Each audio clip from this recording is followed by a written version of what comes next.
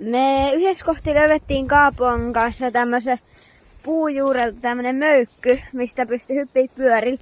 Tässä on vaan tommonen ihan pikku möykky tällä hetkellä tässä kohtaa, mistä voi hyppää pyörällä, mutta nyt mä laitan siihen vähän lisää multaa ja sitten että siitä tulee parempi. Nyt mä oon tuonut kottikärryllä tähän ja jonkun verran multaa ja tasoitellut vielä, pitää tuoda lisää multaa tähän. Niin saa sitten hyvää siitä. Nyt mä oon tuonut tähän hyppyriin 3 lastia hiekkaa ja nytten tää on tämmönen, alkas olla tämmönen leveä.